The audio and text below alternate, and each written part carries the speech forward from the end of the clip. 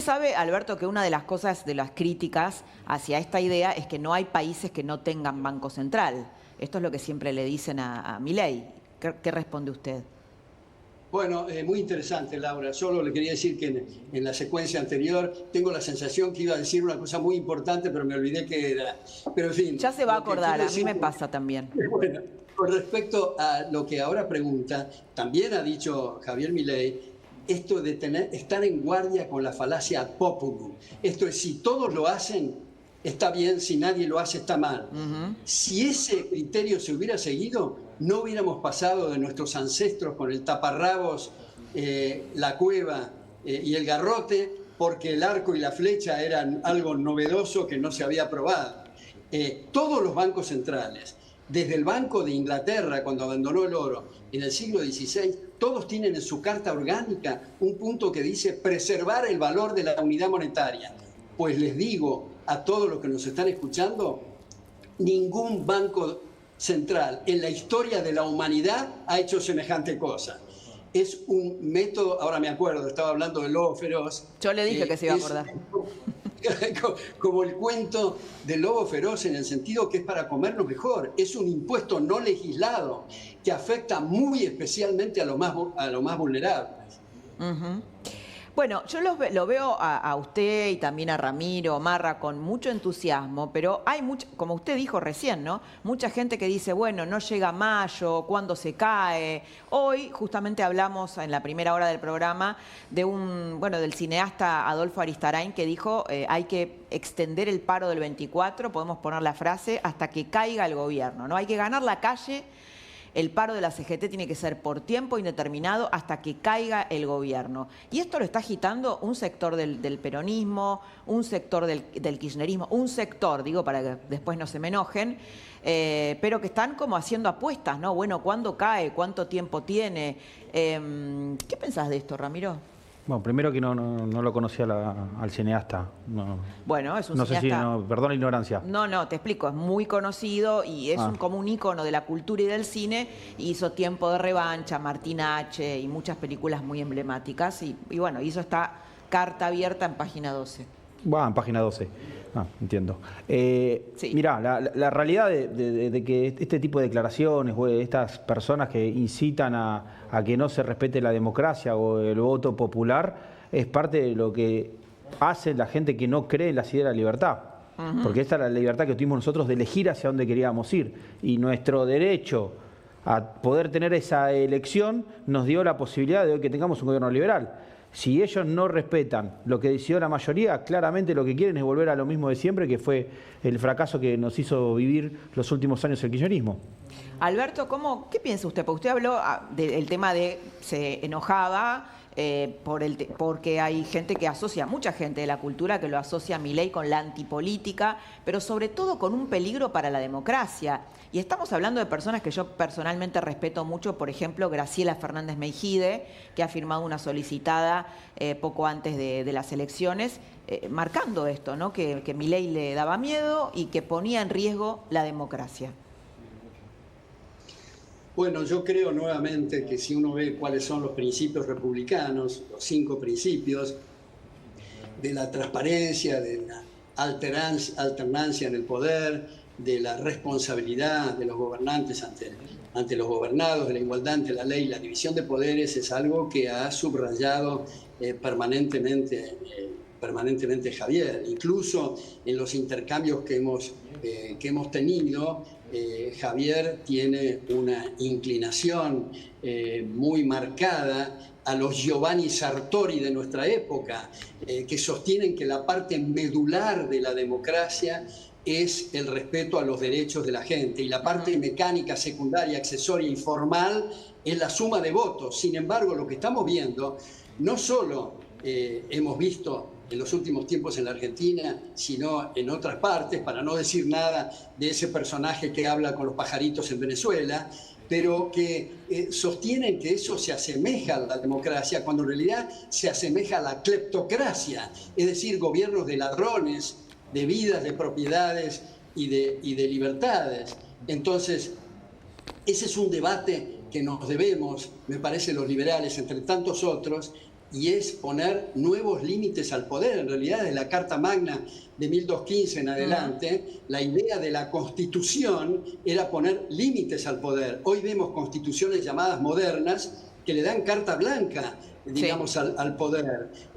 Pongo otra cosa un poco grosera. Bueno, Cristina Kirchner la ha tenido, ¿no? Digo, Cristina Kirchner ha tenido carta blanca. Cuando sacó el 54% de los votos y dijo que íbamos por todo, eso era de algún modo un cheque en blanco. Bueno, esa manifestación de vamos por todo es una cosa peligrosa. A mí me cuesta hacer cosas personales, pero digamos, decía que en la época de Rafael Correa en Ecuador, la Asamblea Constituyente, varios constituyentes sugirieron incluir en la Constitución, afortunadamente no prosperó esta moción, incluir en la Constitución, ya que hablamos de orgasmos, del orgasmo a la mujer.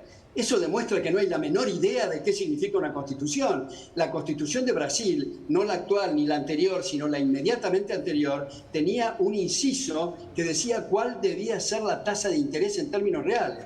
Bien. Tenemos, en nombre de los derechos, Laura, pseudo derechos que implican la liquidación de libertades de las distintas personas y de ahí el empobrecimiento. Por eso el correlato entre países que tienden a ser más liberales respecto a los que tienden a ser más estatistas, estos últimos son pobres. Y no es un tema de recursos naturales. Pensemos en Japón, que es un cascote y el 20% es habitable, o Suiza. Y pensemos también en África, donde es el continente que más recursos naturales tiene en el orbe.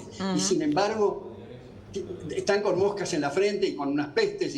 Es un problema de marcos institucionales y de comprender lo que decía Ramiro antes de los marcos institucionales y la importancia de volver a los valores alberdianos. Y quiero también, como una nota a pie de página, decir aquí que está presente el director, que he leído textos muy interesantes en la revista Criterio y Cerebro. Ahora queríamos, a José María Poirier, que además es un especialista en iglesia, ¿no?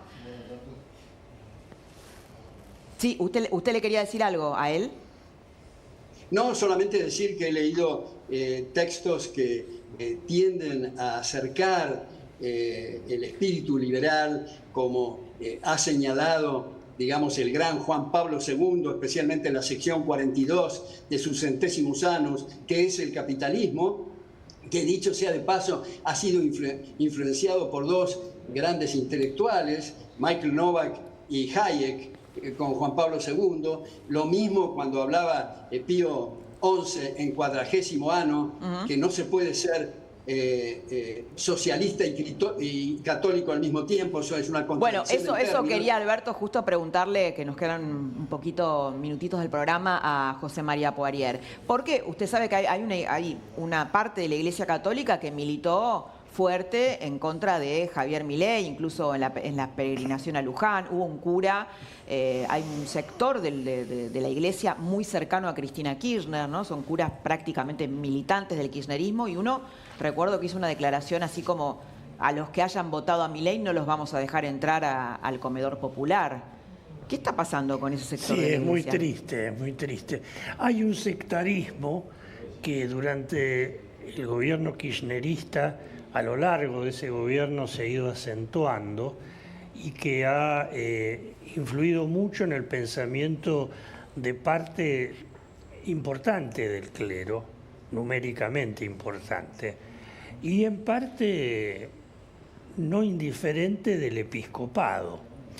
Ahora, claro, el episcopado argentino, el actual, el de los últimos años, sí, no ha demostrado grandes afinidades intelectuales. Y eso reduce... ¿Con quién? Con nadie. Ajá. Sí, no se han preparado. Ah, ok, no, pensé que iba a decir, está bien, no se han preparado. No, nosotros tenemos un clero muy ignorante en ese sentido. Y entonces... Tal vez con ideas un poco atrasadas, ¿no? Probablemente, o con ideas no contextualizadas. Y la presencia, esto creo que hay que subrayarlo, la presencia de un papa argentino de afinidades peronistas, como es Francisco Bergoglio. Bueno, podemos decir, acaba de dar un título, el Papa tiene afinidad peronista. Y nunca las negó. Bueno, no sé si lo dijo explícitamente él. Es así, como usted dice, sin duda, pero yo no sé si él dijo explícitamente que tiene afinidad con el peronismo. Es demasiado hábil, no lo va a decir así. Claro. Pero ciertamente está. Y su visión es una visión... A mí me llamó mucho la atención. La primera vez que Bergoglio visita Estados Unidos, ya es papa. Uh-huh. Y me parece muy interesante porque se rompe algo ahí. La capacidad, digamos, el prejuicio latinoamericanista de ver al norte del continente como enemigo, y ahí Bergoglio, que es muy inteligente en eso, advierte el pluralismo político y la libertad en Estados Unidos. Eso llama mucho la atención. Muy interesante lo que está contando. Sí. Pero... Porque da la sensación de que al Papa el poder le sentó bien. Sí, ¿no? Creo que sí. Y Alberto... Debe haber pocos a los que no le sienta esto bien. es lo que le quería preguntar, porque ya estamos cerrando el programa, así que algo cortito. ¿El poder le sienta bien a Milei? Yo creo que en un sentido le sienta bien,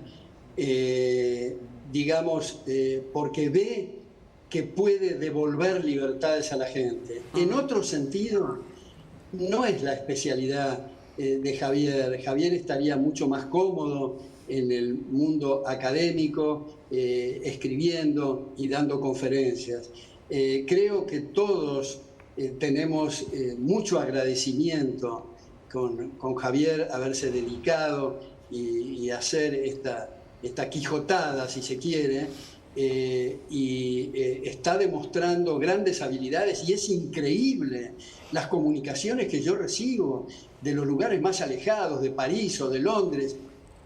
Y el otro día un periodista de Madrid estaba diciendo, los ojos están puestos sobre la Argentina. Es una cosa que veníamos del séptimo subsuelo, sí, y ahora estamos en esta posición. Bueno, y por algo bueno, ¿no? Digamos, por algo positivo. Hay que pellizcarse para ver si realmente estamos soñando o estamos viviendo una realidad. Alberto, muchísimas gracias por esta charla esta noche. Un lujo tenerlo esta noche. Aprendimos mucho escuchándolo. Lo mismo Ramiro, gracias. Ramiro Marra, muchas gracias. José María, es muy interesante el tema de la relación de la iglesia y política y lo vamos a llamar seguramente. Muchas gracias a Muy generosa, Laura, fue un placer enorme estar en este programa. Igualmente. Bueno, saludos a los colegas. Bueno, gracias. Nosotros en realidad nos reencontramos la semana que viene en un nuevo horario, por lo menos yo voy a estar en un nuevo horario de 22 a 24. Así que bueno, nos veremos el próximo lunes a las 22 aquí en Más Info a la Noche. Que tengan un muy lindo fin de semana. Chao.